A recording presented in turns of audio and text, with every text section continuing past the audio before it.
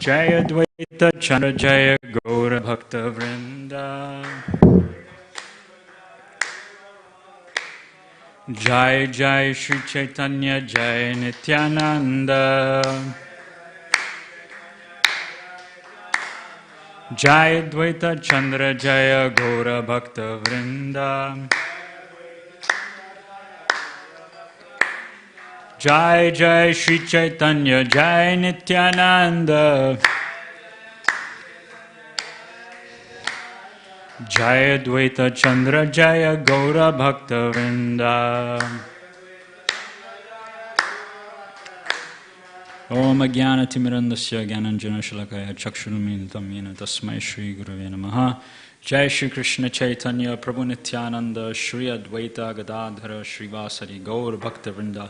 Hare Krishna, Krishna Krishna, Hare Hare, Hare Rama, Rama Rama, Hare Hare, Hare Krishna, Krishna Krishna, Hare Hare, Hare Rama, Rama Rama, Hare Hare, Hare Krishna, Krishna Krishna, Hare Hare, Hare Rama, Rama Rama, Hare Hare. Thank you for coming. So, we're continuing our discussion from Caitanya Caritamrta, Madhya Lila, chapter 22, the process of devotional service. So here Lord Chaitanya is instructing the foremost, the chief of all, the 6 Goswamis, Srila Sanatana Goswami. And the context of the chapter, or this section of the chapter, is that Lord Chaitanya is talking about devotees and how important it is to advance in Krishna consciousness by their association. Indeed, we can only advance in Krishna consciousness by the association of the devotees themselves. I was reading about the Hatimata offense, right? The Hatimata offense, the mad elephant offense, which is to offend a Vaishnava, offend a devotee. So there, in the particular book I was reading actually, it's mentioned that if one happens to offend a Vaishnava, then one should immediately be humble enough to fall at the feet of that Vaishnava. So one should muster up that humility and that courage to be able to do that. If one thinks to oneself that such a devotee is not really, do you mind? That such a devotee is not worthy of me paying obeisances to, or such a devotee has many different faults. If we have that fault-finding mentality, then we carry that offense, and that completely destroys our devotional service. So we should muster up that courage and that humility, and we should go and we should pay our obeisances to the Vaishnavas. Now, generally Vaishnavas are compassionate. I mean, Vaishnavas are compassionate. They have humility. They follow Lord Chaitanya's instructions. Srinadapi sunichana, toroiriva saishnana, amanina maranena, kirtaniya sadahari. So, the Vaishnava is supposed to forgive. But, the Acharyas mention that if the offense is so deep and it's affected the other Vaishnava so much, then one should agree to become a servant of that Vaishnava and fulfill whatever requests he or she demands from us. If that still doesn't work, then the Acharyas explain that we should just simply take recourse and shelter of continuously chanting the Hare Krishna Maha Mantra. By the all-purifying effects of Harinam and the Sankirtan Yagya, even that great offense of Vaishnava Aparad can be nullified. However, the Acharyas do mention that without submitting to the Vaishnav, paying our obeisances and apologizing to the Vaishnav, if we just think to ourselves that, I don't have to apologize to the other devotee, I can just depend on chanting the Hare Krishna Maha Mantra, then that itself is another type of offense. So Krishna wants to see, first of all, are we humble enough to approach the devotee, to offer our respects and our humble obeisances to such a devotee. If the situation can't be resolved, then Krishna will resolve it by us taking shelter of His holy name. So that's an important point that we should note. Krishna wants to see our endeavor, and then Krishna will reciprocate accordingly. So text 86, that's the last verse that we read. The spiritually powerful message of Godhead can be properly discussed only in a society of devotees. Again, devotee association. And it is greatly pleasing to hear in that association. If one hears from devotees, the way of transcendental experience quickly opens, and gradually one attains firm faith that in due course develops into attraction and devotion.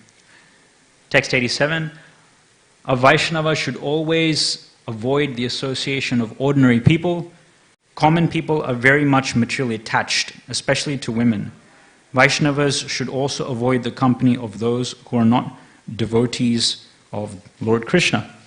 So a very common example is given of the iron, the piece of iron and the fire.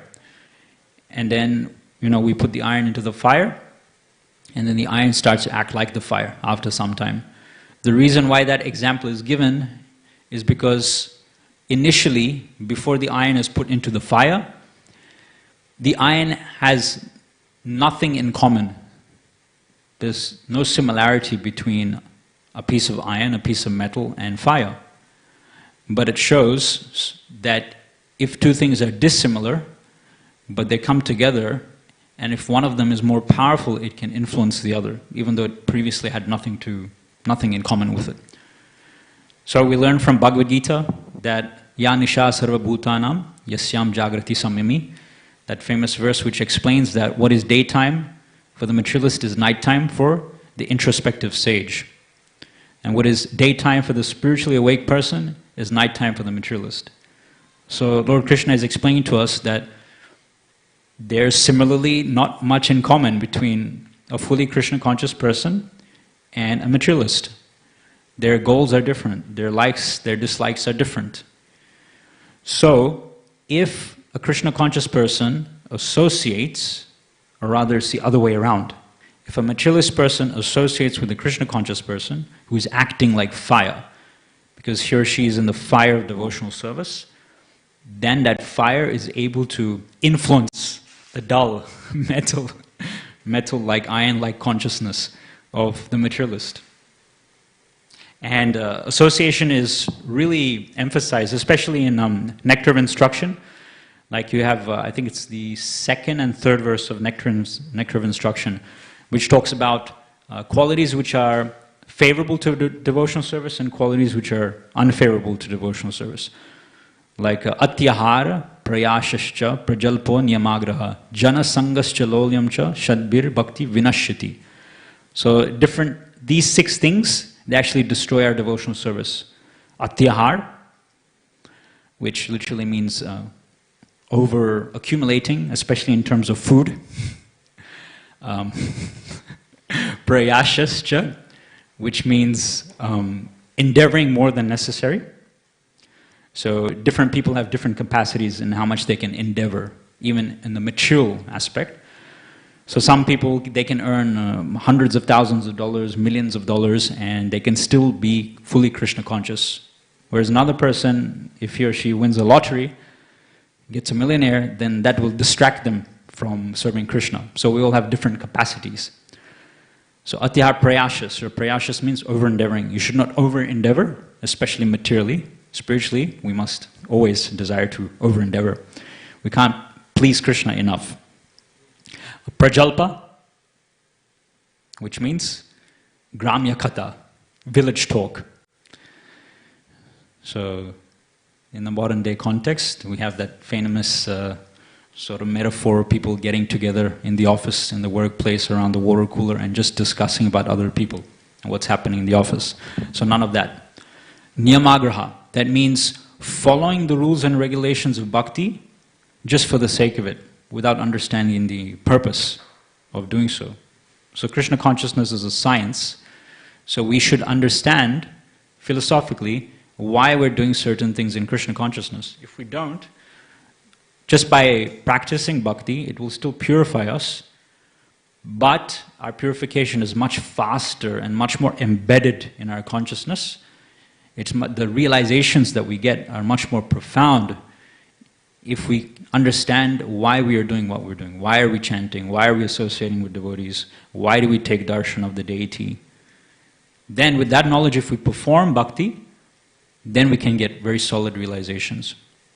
Then it says jana sangas, associating with materialistic people.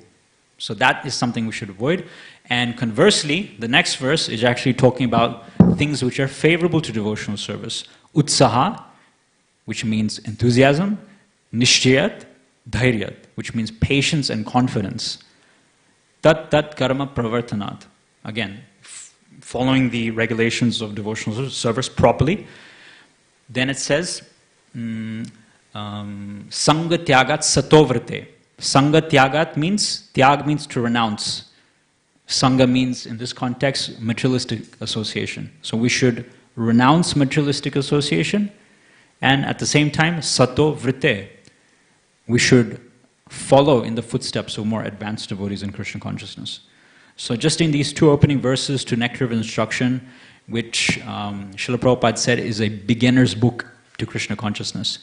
Actually, if you study Nectar of Instruction, you'll see it starts off with really basic things, like how you should control your mind and your senses. And after you do that, you become qualified to become a guru, to become a teacher for other people, a spiritual teacher for other people. And it goes through so many different things until it finally comes to the topmost devotees of Krishna. And all of this Rupa Goswami covers in just 11 verses. So if you haven't read Nectar of Instruction yet, please read it. It won't take you long. You can read it in just maybe less than a couple of hours. Texts 88 to 90. By association with worldly people, one becomes devoid of truthfulness, cleanliness. Okay, this is important. Because here we're talking about association. If we don't listen to Caitanya Caritamrta and we continue to associate with materialistic people, then this is what Lord Chaitanya is saying will happen to us. One becomes devoid of truthfulness, cleanliness, mercy, gravity, spiritual intelligence, shyness, austerity, fame, forgiveness, control of the mind, control of the senses. They always go together. Control of the mind and control of the senses. Prabhupada, I was just reading in a purport in Caitanya Caritamrta, Prabhupada was saying, if your mind is pure, then your senses, you'll use your senses in a purified way. Similarly, it works the other way around as well. If you restrict your senses from objects of the senses, like in a materialistic way, then automatically your mind will become purified as well. So from our side, we should try both things. We should use our senses only in Krishna's service, and at the same time we should keep our mind pure by chanting the Hare Krishna Maha Mantra. Or another powerful way is to bring into your mind the form of the Lord, the form of Radha Gopinath. So that meditation is very powerful. So control of the mind and control of the senses, we lose that. Fortune, regarding fortune, it's mentioned that if one criticizes a devotee, one blasphemes a devotee, then one's duration of lifetime is also cut down. And all opportunities are lost. One should not at any time associate with a coarse fool who is bereft of the knowledge of self-realization and who is no more than a toy animal in the hands of a woman. The illusion and bondage that accrue to a man from attachment to any other object are not as complete as that resulting from association with a woman or men too attached to women. Text 91. It is better to accept the miseries of being encaged within bars and surrounded by burning flames than to associate with those bereft of Krishna consciousness. Such association is very great hardship. So it's a very powerful example that's given. Lord Chaitanya is telling to Sanatana Goswami that instead of associating with materialistic people, it is far better to lock yourself up in a cage and surround that cage with fire. Because that may kill your body, You'll still maintain your Krishna consciousness. But associating with materialistic people, you may be able to keep your physical body, which is not such a great asset, ultimately, because it's temporary anyway. It's bound to die. But you will lose your Krishna consciousness by associating with materialistic people. So, very powerful example. Text 92. One should not even see those who are bereft of devotional service in Krishna consciousness, and those who are therefore devoid of pious activities. Now, here Lord Chaitanya is, first of all, Lord Chaitanya is saying that we should associate with devotees, but then here Lord Chaitanya is saying that we should be very cautious to not associate with materialistic people, right?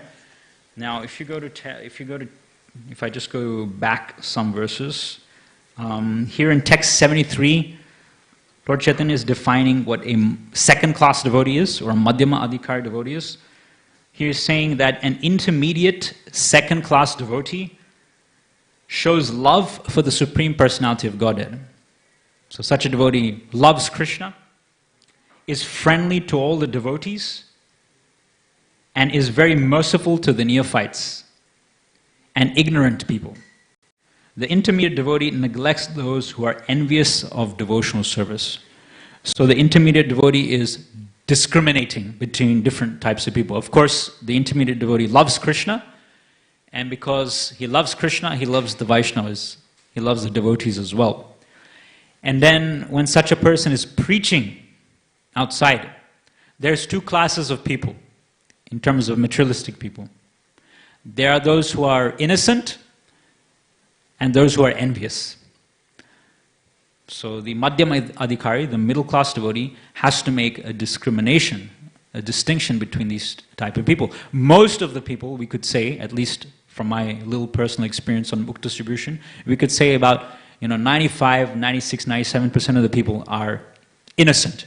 That means they genuinely don't know about Krishna consciousness, and if they were able to understand a bit about Krishna consciousness and what it can do to them, and the knowledge, and even just the whole culture of Krishna consciousness, Prasad, Harinam. You can see when you go out on Harinam, random people will come, you probably have example, that they'll just come and they don't understand the words or anything, and they'll just start dancing with the devotees. Or when you are distributing Prabhupada's books, on the front cover of the book it says Srimad Bhagavatam 1.1 or Bhagavad Gita, and people have no idea what these words mean. Still, because of the positive influence and association of the devotee, they give a donation and they take these books. Right? So such people are not devotees, they're materialistic people, but they're innocent. So when they come in touch with Krishna in the form of prasad, the holy name, Prabhupada's books, when they come or are influenced by a devotee, then they actually begin to take their first steps in Krishna consciousness. But on the other hand, there are envious people. No matter how much you try to tell them about Krishna, you may glorify them, and like Prabodhananda Saraswati. This is the uncle, I believe, of Gopal Bhatta Goswami, one of the Goswamis. He said that a preaching technique that we should use, especially if a very high-class person is not willing to be humble and turn towards Krishna consciousness, Prabodhananda Saraswati Thakur encourages us to glorify such a person, telling such a person, oh, you're a very great businessman, you're so rich, you're so beautiful, so handsome, such and such, you come from a great family. So keep glorifying them, and then they'll say, yes, yes, yes, what you're saying is correct. And then Prabodhananda Saraswati says that now that you're saying yes, yes, yes to everything I say, take up Krishna consciousness. Forget about all these things which have glorified you, and take to Krishna consciousness. And then while they're saying yes, yes, yes, they'll say yes to that as well. So Prabhupada says this is in a very jovial, comical sort of way, that this is the process that we should follow when preaching to envious people. But the point I wanted to make is that we have, Madhyama Adhikari, so someone who discriminates between different grades of devotees. Now, that's not the highest the ideal standard. The highest ideal standard is an Uttamadhikari, who sees everything and everyone related to Krishna. So such a person doesn't distinguish between innocent people, devotees, and even envious people. Because he sees that everyone is related to Krishna. It's just a matter of time, just a matter of knowledge, before they can all become pure devotees of Krishna. So just imagine, we have someone like Srila Prabhupada, someone like Rupa Goswami, Sanatana Goswami. Let's say if you were in need of spiritual guidance. Let's say if you were in need of spiritual help, but you're a non-devotee. And then what happens is that Rupa Goswami comes your way, or Srila Prabhupada comes your way, and then you beg them, "Dear Srila Prabhupada, please help me. I need your guidance, I need your mercy to advance in Krishna consciousness." Or Rupa Goswami comes and you fall down at his lotus feet and you beg Rupa Goswami, "Please, give me the mercy. I want to become Krishna conscious."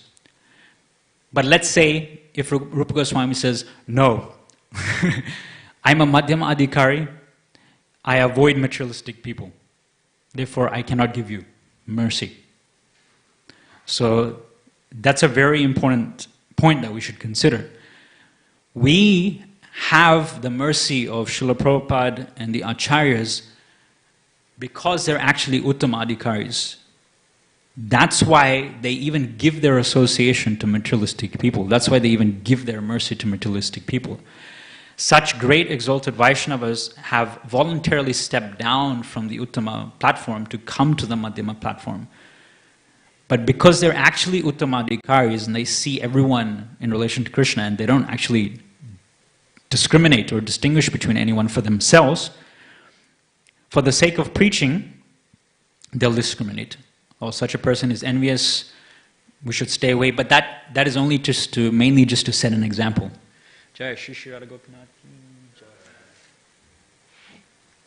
But in of themselves, they don't mind associating and giving their blessings and their mercy to anyone and everyone.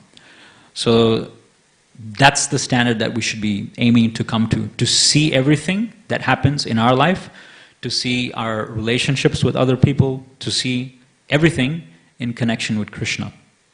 And it's mentioned the Chatur Shloki of the Srimad Bhagavatam, the 4 shlokas in the 2nd canto of Srimad Bhagavatam, which summarize the entire Srimad Bhagavatam. Just like the Bhagavad Gita has Chatur Shloki from the 10th canto. So one of the key verses there is that if we don't see something in relation to Krishna, then know it that is Maya. Know it that is simply an illusion. It actually doesn't exist. Because everything is related to Krishna. Everything and everyone is related to Krishna. So that's the vision that we have to develop. Text 93, without hesitation one should take exclusive shelter of Lord Krishna with full confidence, giving up bad association and even neglecting the regulative principles of the 4 varnas and 4 ashramas. That is to say, one should abandon all material attachment. In the last chapter of the Caitanya Caritamrta, it's called the Shikshashtakam prayers. So the Shikshashtakam prayers that we read every morning, so they're coming from this last chapter of the Antilila of Caitanya Caritamrta. And there, in a very confidential way, Krishnadas Kaviraj Goswami is revealing to us the attitude and the mood of Srimati Radharani. And one of her famous verses that she prays is that, like especially in terms of abandoning material attachments, personal likes and dislikes, Radharani prays that if my unhappiness, if my personal unhappiness is giving pleasure to Krishna, then I consider that unhappiness to be the very source of my greatest happiness. And if my happiness is giving pain to Krishna, then I cast aside my happiness because it's the very source of my greatest unhappiness.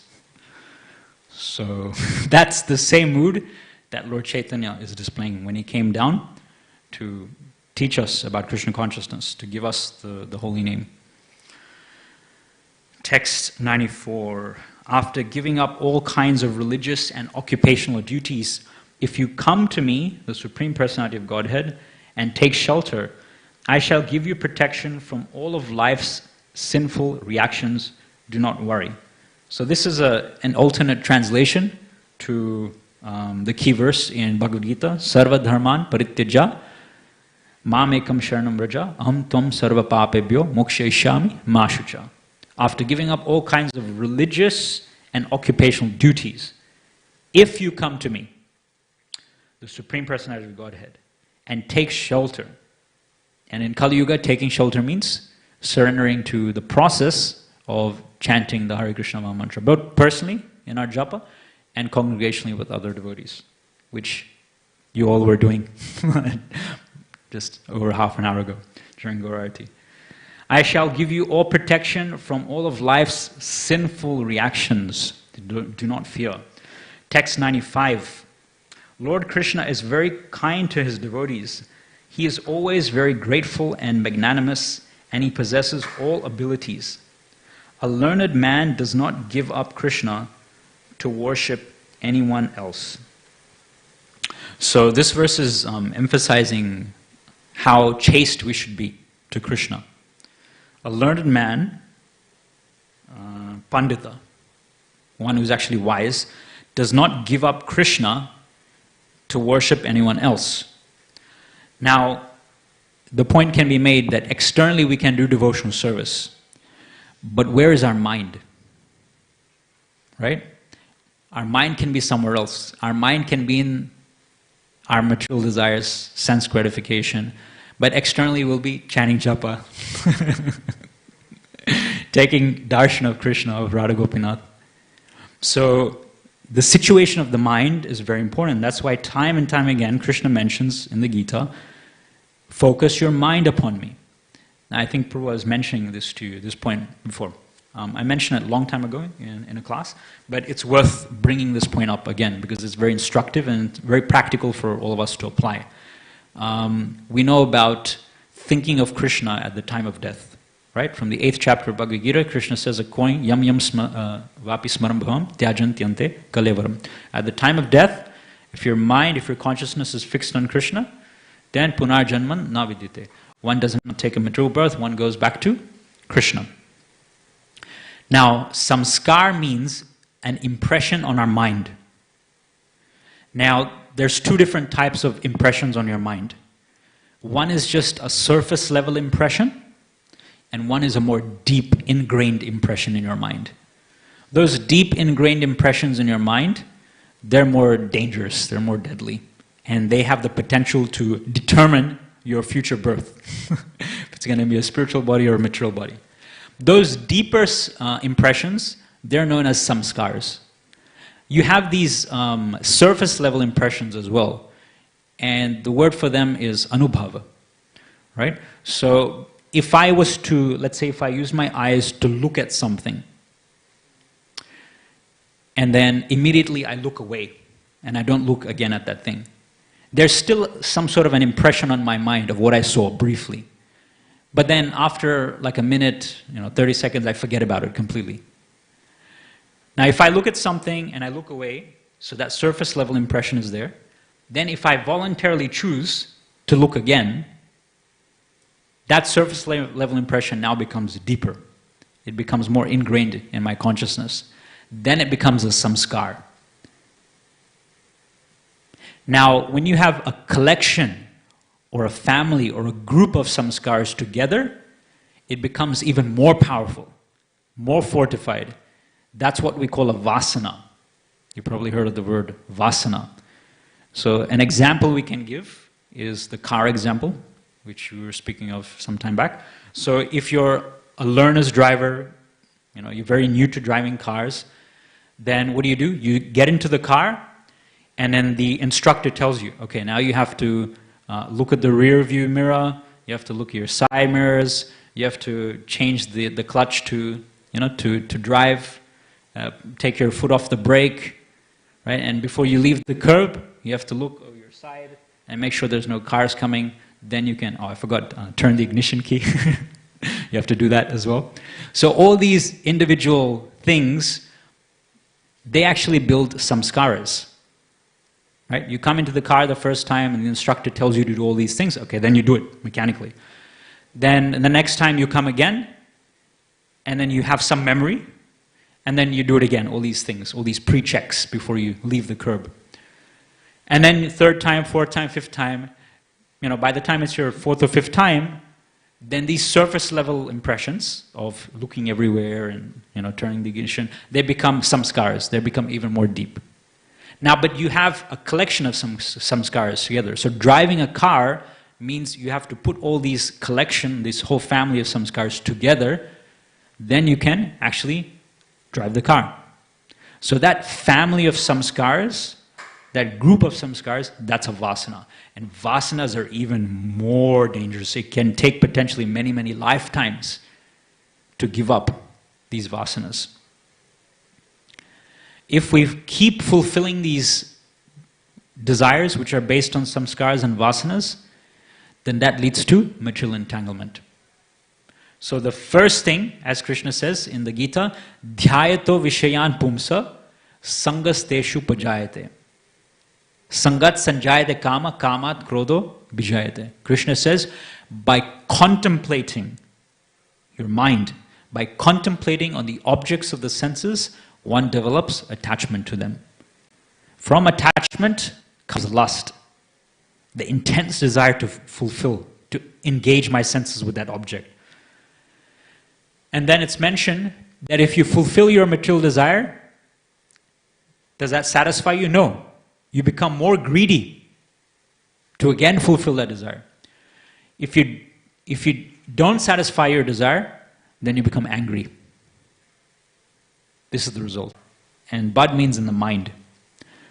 So we have to, as soon as we start thinking about sense objects in a materialistic way, to enjoy them, that can be anything. It can be the opposite sex, it can be food, it can be money, it can be anything. Then we have to nip it in the bud right there. We have to replace these desires with spiritual desires, with thoughts of Krishna, with chanting the holy name. So that's just, I guess, an important point to note when we're talking about chastity in relationship to Krishna. Text 96, my dear Lord, you are very affectionate to your devotees. You are also a truthful and grateful friend. Where is that learned man who would give you up and surrender to someone else? You fulfill all the desires of your devotees, so much so that sometimes you even give yourself to them. Still, you neither increase nor decrease by such activity. Just like my Guru Maharaj was mentioning in a class, that if we want to enjoy things, let's say relationships, then we have to go outside of ourselves to have a relationship with someone else. But when Krishna has relationships with his devotees, he doesn't have to go outside of himself. In one sense, he's having a relationship with himself. Because everything is Krishna's energy. We are all Krishna's energy. We belong to Krishna. So when Krishna has a relationship with us, he is not going externally outside of himself to have that relationship. He's just having a relationship with something that belongs to him. But when we have a relationship with someone else, so we're talking about materialistic relations, then we have to go outside of ourselves, because other people don't belong to us. They're not our energy. So we have to step outside of ourselves. We have to put ourselves on the line. We have to put ourselves in a risky position of people maybe acting or reciprocating in a way which upsets us, right? Or it doesn't fulfill our desires for which we wanted to have that relationship in the first place. But such is not the case with Krishna. Krishna is so expert that he can have a perfect relationship with anyone. Krishna is Rasaraj, which means he has the perfect rasa, the perfect relationship with any living entity. And he says in the Gita that according to how you approach me, according to the mood, the consciousness, with how you want to have a relationship with me, I will reciprocate with you accordingly. That's very difficult for us to do, because we have our inbuilt personality, our psychophysical nature, so we act in a certain way. And if we meet someone who we're unable to deal with, then it's very hard for us to reciprocate with them in a congenial way, in a fruitful way. in a profitable way. But Krishna can do that. So we'll just read a couple of verses, then we'll stop. Text 97, whenever an experienced person develops real knowledge of Krishna and his transcendental qualities, he naturally gives up all other engagements and renders service to the Lord. Uddhava gives evidence concerning this. This is a very famous verse. Text 98, oh, how wonderful it is. And we'll finish with this. Just to show how Krishna is so merciful that he can have a relationship with anyone. It also shows Krishna's humility as well. Oh, how wonderful it is that Putana, the sister of Bakasur. We all remember Bakasur from Krishna Lila? Who was Bakasur?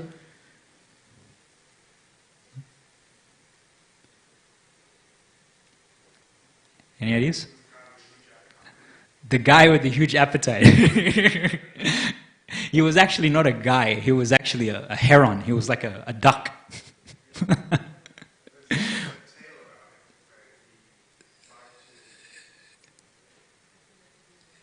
He tried to bifurcate Krishna, Prabhupada says. He tried to cut Krishna in half with his sharp beak. So as he opened up his beak to try to get to Krishna, Krishna stepped in between. He was really big. So little Krishna stepped in between his mouth, the top beak and the bottom beak, and Krishna bifurcated him. So there we go, perfect reciprocation. He wanted to bifurcate Krishna, Krishna bifurcated him. But anyway, that's a side point. But even if Krishna kills a demon, that killing is still beneficial for them. So that's something we should understand. So Krishna didn't do a wrong thing by doing that. But anyway, Putana, the sister of Bakasur, wanted to kill Krishna by smearing deadly poison on her breasts and having Krishna take it. Nonetheless, Lord Krishna accepted her as his mother, and thus she attained the destination befitting Krishna's mother. Of whom should I take shelter but Krishna, who is most merciful? So it gives us some hope that here is someone who came to kill Krishna. So are we trying to do that? I hope not. Right? We're trying to serve Krishna, but we have a lot of material desires, a lot of shortcomings. So at least we're in a better position than Putana was. Right? So if Krishna can be so merciful and compassionate that he makes such a person who tried to kill him into his own mother, one of his mothers in the spiritual world, giving her a spiritual form, then we should have solace that Krishna will similarly give us some favorable outcome by us sincerely and humbly trying to render service to Krishna. So it gives a lot of solace and faith, provided we're sincere and we, going with the theme of this section of the chapter, if we continue prosecuting, if we continue performing devotional service in the association of the other devotees. So that's the theme of this section of Caitanya Caritamrta, the others. Krishna consciousness is about ourselves, but it's also about the others. If we want to give, if we want Krishna more, we have to give Krishna to others. So that principle is there. The more you give, the more you get. The more you give Krishna to others, the more Krishna feels compelled to give himself to you. He feels inclined. Again, that's his merciful nature. So finish here. Thank you very much. Caitanya Caritamrta ki jai, Jagat Guru Srila Prabhupada ki jai.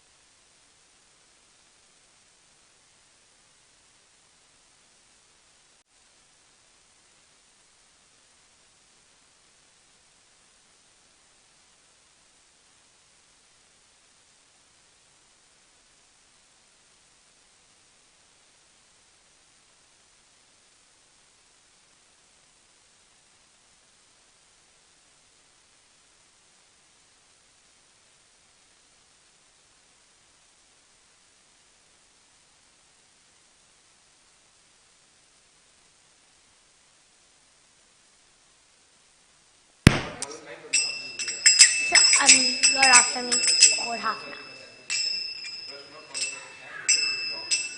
Can you follow my beats in my singing? I can. Son, you're not repeating anyone. You're singing out now and I'm... Yeah, I know, but follow my beats in Kartal. I know how.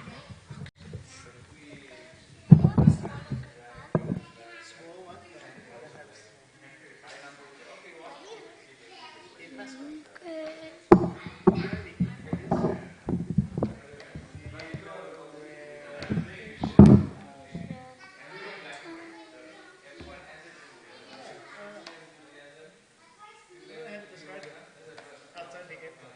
Why? Because I live near the airport, over the bridge. Oh. What? In Mascot. Yeah. Can you sing my prayer? She's playing Madanga. Okay. Male body. Are you male? Male body. Soul body. Can you just... Oh, yeah, sure. Krishna is a boy and he is. Because I'm also pretend to be Krishna. Baba Girl. Because... Why can't you sing? Sure. I can take a dance while spinning around. I can do that. Okay, show me.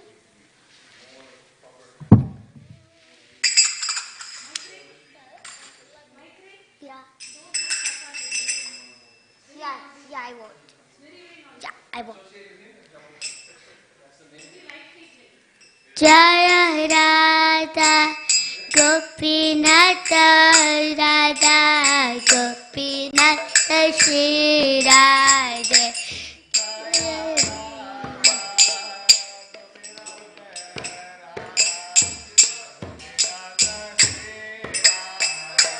Jaya Radha Gopinath Radha Gopinath Shri Radhe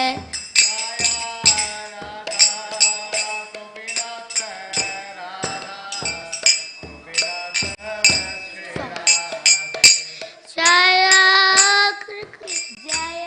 Radha Gopinath Radha Gopinath Shri